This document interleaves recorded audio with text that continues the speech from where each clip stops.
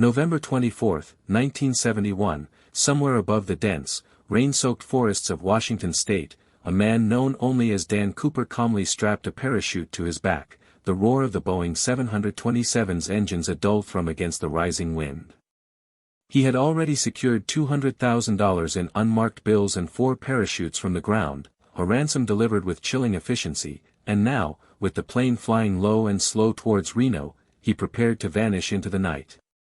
Just minutes earlier, he had handed a note to Florence Schaffner, a flight attendant on Northwest Orient Flight 305, a simple, unassuming gesture that belied the terror it contained. "Miss, I have a bomb in my briefcase." Florence, a seasoned professional, initially dismissed it as a lonely businessman's clumsy attempt at flirtation, but his quiet insistence and a glimpse of wires and red sticks inside his briefcase quickly shattered that illusion. The man, impeccably dressed in a dark suit, white shirt, and a thin black tie, his face obscured by dark sunglasses even indoors, maintained an unnerving composure, a stark contrast to the escalating panic he was orchestrating. He ordered Florence to sit beside him, then dictated his demands in a calm, measured tone that left no room for doubt: $200,000 in $20 bills, 4 parachutes, and a fuel truck standing by at Seattle-Tacoma International Airport. The plane, a routine flight from Portland to Seattle, had become a hostage negotiation in the sky, its unsuspecting passengers still unaware of the silent drama unfolding in the aft cabin. The rain outside hammered against the fuselage, mirroring the pounding heart of Florence, who now had to relay these impossible demands to the cockpit, knowing that every word she spoke could determine the fate of everyone on board. The man, Dan Cooper, simply leaned back, a ghost in a suit, watching the world outside disappear into the gathering storm. The pilots, Captain William Scott and First Officer Harold Anderson, received Florence's whispered message with a jolt of disbelief, but Cooper's explicit instructions for communicating with air traffic control, relayed through Florence, left no room for error. They were to inform Seattle-Tacoma that they had a bomb on board and that Cooper's demands were non-negotiable. The FBI was immediately notified, and Special Agent Ralph Himmelsbach, a veteran investigator, was thrust into the heart of the crisis, scrambling to assemble the ransom money and parachutes from various sources across the city. The tension inside the plane was palpable, even as Cooper, surprisingly, ordered drinks for the flight crew and paid for them, his politeness an unsettling counterpoint to his deadly threats. He even offered Florence a cigarette, a strange gesture of camaraderie amidst the unfolding terror. As the 727 circled Seattle for hours, burning off fuel to prepare for a safe landing, the passengers remained oblivious, told only that there was a minor mechanical issue. Below, on the ground, the FBI worked frantically, gathering the specific, unmarked $20 bills and securing military-grade parachutes. The rain continued to fall, a relentless curtain of water obscuring the runway lights, adding to the already immense pressure. Himmelsbach knew that any misstep could lead to catastrophe, and Cooper's calm, almost professional demeanor suggested a man who had thought through every detail, leaving little room for negotiation or trickery. The money was finally assembled, a briefcase stuffed with crisp bills, and the parachutes were delivered to the airport. The stage was set for the exchange, but Himmelsbach couldn't shake the feeling that this was just the beginning of Cooper's plan, not the end. When Flight 305 finally touched down in Seattle, the airport was a hive of activity, though eerily quiet around the plane itself. Cooper, still calm and collected, allowed the passengers to disembark, a concession that momentarily eased the crew's fears, but his grip on the situation remained absolute. Tina Mucklow, another flight attendant, now became his primary point of contact, her youthful face betraying a mixture of fear and forced professionalism. The ransom money, delivered in a canvas bag, and the 4 parachutes were brought directly to the plane. Cooper meticulously inspected each item, his dark eyes, peering over the top of his sunglasses, missing nothing.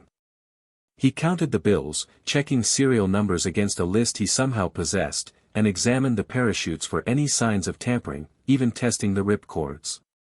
His thoroughness was chilling, indicating a level of preparation that went far beyond a desperate act. Once satisfied, he ordered the plane refueled, instructing the pilots to plot a course for Reno, Nevada, but with specific, unconventional flight parameters, an altitude no higher than 10,000 feet, a speed of no more than 100 knots, landing gear down, and flaps extended to 15 degrees. These instructions immediately raised red flags for the pilots, as such a configuration would make the plane incredibly slow and vulnerable, but Cooper's bomb threat left them no choice. The ground crew, under the watchful eyes of the FBI, completed the refueling, the chill night air and incessant rain adding to the surreal atmosphere. As the plane prepared for its second takeoff, only Cooper, Tina Mucklow, and the two pilots remained on board, the empty cabin a silent witness to the next terrifying phase of his plan. The second takeoff was unlike any the crew had ever experienced.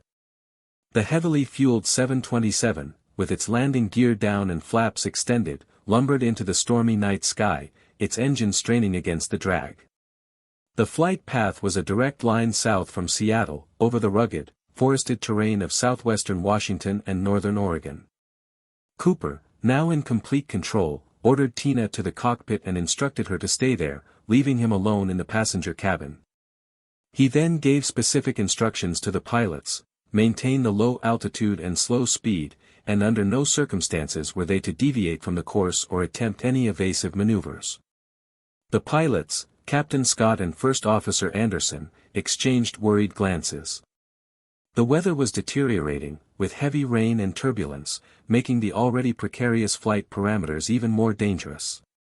They knew what Cooper was planning: the parachutes and the flight profile could only mean one thing. The silence from the passenger cabin was deafening, broken only by the whine of the engines and the drumming of rain on the fuselage. Tina, huddled in the cockpit, could only imagine what was happening behind them. She had seen Cooper move towards the aft of the plane, near the rear stairwell, a feature unique to the Boeing 727.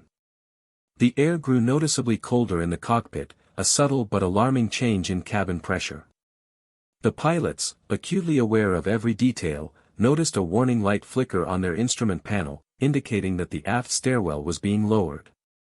The moment of truth was upon them. High above the dark, unforgiving wilderness, the sudden, violent rush of wind through the cabin was unmistakable. Tina Mucklow, still in the cockpit, felt the plane shudder, a profound shift in its delicate balance. A warning light on the instrument panel glowed steadily, confirming the aft stairwell was fully deployed. Cooper had done it. He had opened the rear door of the plane, exposing himself to the ferocious wind and freezing temperatures at 10,000 feet.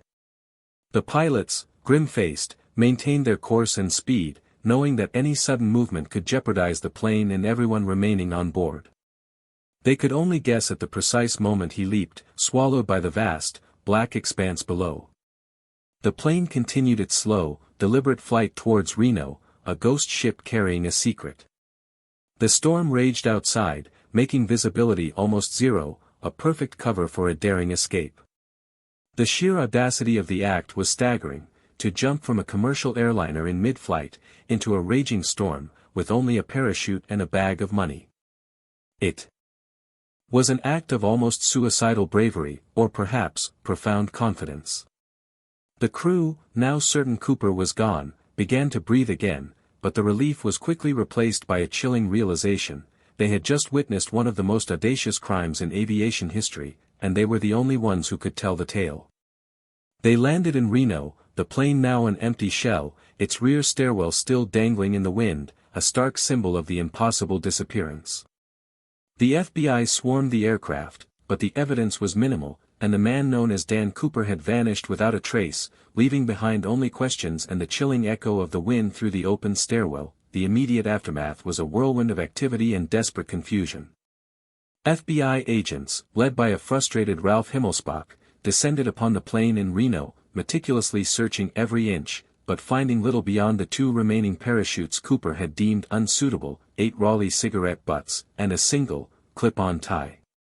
The sheer scale of the search operation that followed was unprecedented, covering hundreds of square miles of rugged, mountainous terrain in southwestern Washington and northern Oregon, the presumed drop zone.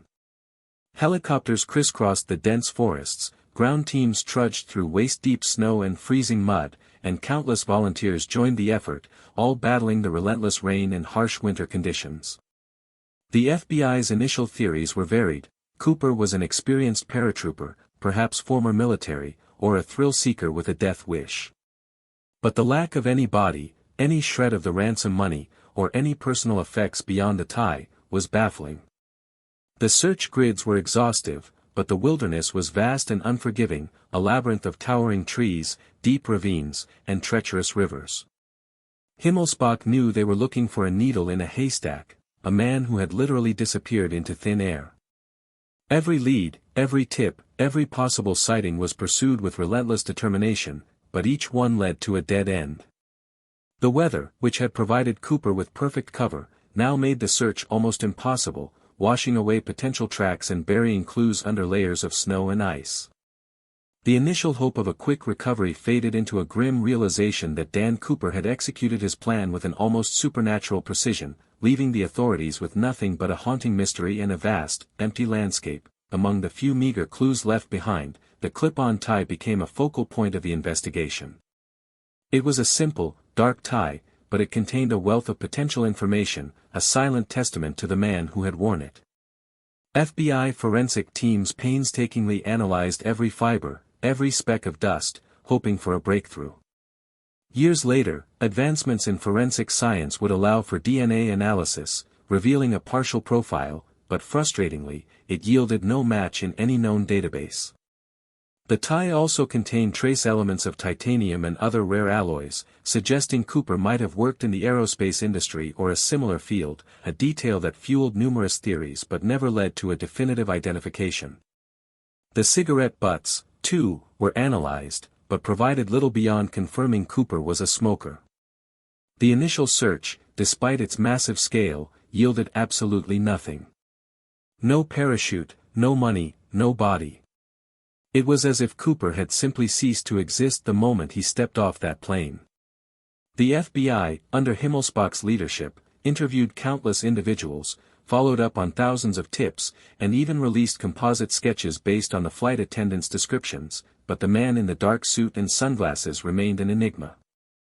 The case, officially dubbed NORJAK, became a cold case almost immediately, a testament to Cooper's meticulous planning and the sheer difficulty of tracking a man who had literally fallen from the sky into a tempestuous wilderness.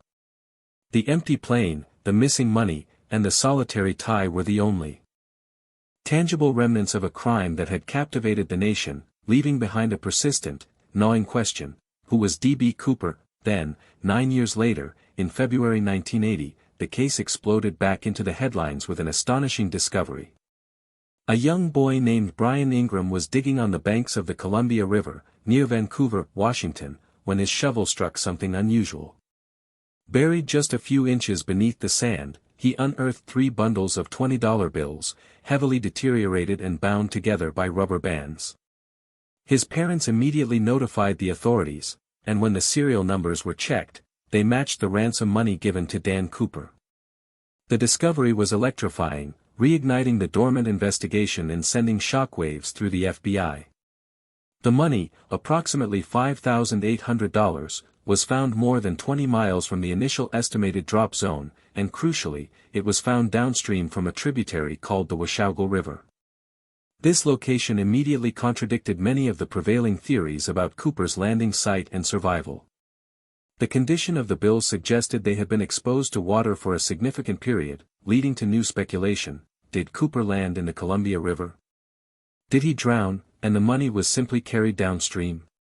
Or did he survive, bury the money, and then some of it was later unearthed by natural processes?